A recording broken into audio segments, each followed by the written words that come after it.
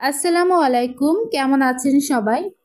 আমরা যারা মুরগি পালন করি তারা জানি যে ছোট্ট একটা পদক্ষেপ কখনো কখনো বিশাল পরিবর্তন এনে দিতে পারে। তাই আজ আমি এমন একটি বিষয়ে কথা বলবো যা একদিকে আপনার খরচ বাঁচবে, অন্যদিকে মুরগির স্বাস্থ্যের উন্নতি ঘটবে। হ্যাঁ, আমি বলছি মুরগিকে ধান খাওয়ানোর কথা। ভিডিওটি পুরোটা দেখুন, কারণ আজ এমন কিছু তথ্য জানবেন যা আপনার খামারে সফলতার নতুন মাত্রা যোগ করবে। চলুন তাহলে শুরু করি। মুরগির খাবারে ধান কিন্তু অত্যন্ত গুরুত্বপূর্ণ একটি উপাদান। ধান দামে যেমন কম, তেমনি পুষ্টিকর এবং মুরগির জন্য বেশ উপকারী। ধান খাওয়ানোর ফলে মুরগি শক্তি পায়, ডিম পাড়ার হার বৃদ্ধি পায় এবং তাদের স্বাস্থ্য ভালো থাকে।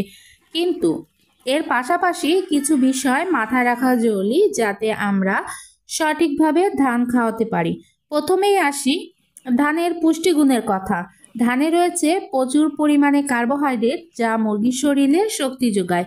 বিশেষ করে শীতকালে মুরগি শরীর উষ্ণ রাখতে সাহায্য করে কিন্তু এই ধান মুরগি প্রাকৃতিক খাদ্যের সঙ্গে মানানসই। মুরগিদের স্বাভাবিক বৃদ্ধি এবং প্রজনন ক্ষমতাও কিন্তু বাড়াতে সাহায্য করে। এখন প্রশ্ন হলো মুরগিকে ধান কিভাবে খাওয়াবেন। প্রথমত, মুরগিকে শুধু ধান খাওয়ালে চলবে না। ধানের সঙ্গে কিছু ভুসি, ভুট্টা, সয়াবিন মিশিয়ে কিন্তু মুরগিকে খাওয়াতে হবে।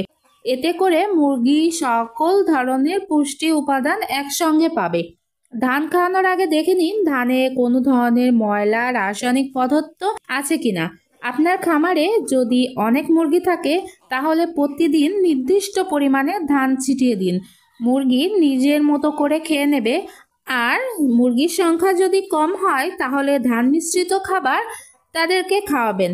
এতে মুরগি সহজেই ধান খাবে এবং সকল ধরনের পুষ্টি উপাদান পাবে।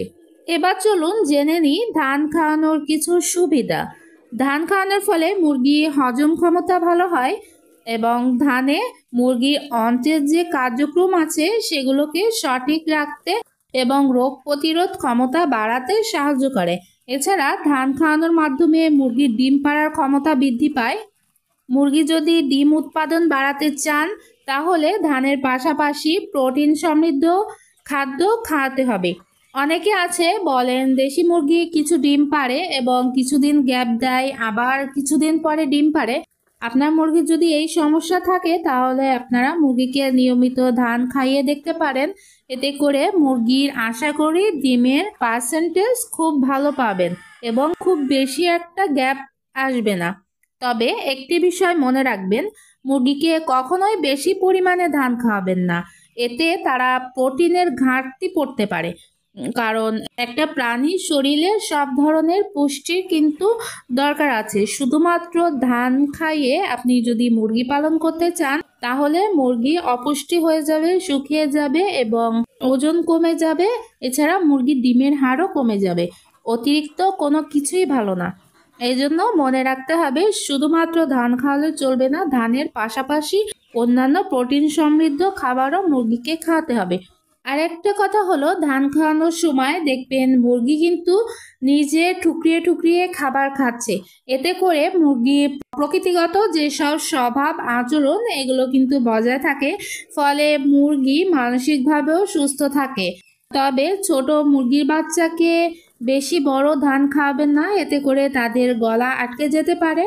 প্রয়োজনে ছোট ধান কিনুন কিংবা ধান ভেঙে মুরগিকে খাওয়ানোর চেষ্টা করুন। এতে করে মুরগির বাচ্চা প্রচুর পরিমাণে কার্বোহাইড্রেট পাবে এবং দ্রুত তাদের গ্রোথ বৃদ্ধি পাবে। মুরগিকে ধান খাওয়ানোর গুরুত্ব নিয়ে আমি আমার মতো করে যতটুকু পেরেছি বলার চেষ্টা করেছি। যদি সঠিক পদ্ধতিতে এবং পরিমিত মাত্রায় ধান খাওয়ানো যায় তাহলে আপনার খামারে মুরগি আরও স্বাস্থ্যবান এবং উৎপাদনশীল হবে। আপনারা যদি এই ধরনের আরও তথ্যবহুল ভিডিও চান তাহলে আমাদের চ্যানেলটি সাবস্ক্রাইব করতে ভুলবেন না। আর ভিডিওটি যদি ভালো লেগে থাকে তাহলে লাইক দিন এবং আপনার বন্ধুদের সঙ্গে শেয়ার করুন। আসছে নতুন ভিডিওতে আবার দেখা হবে। ততদিন সবাই ভালো থাকুন, সুস্থ থাকুন। আপনার খামারের জন্য আমার অনেক অনেক দোয়া ও শুভকামনা। আল্লাহ হাফেজ।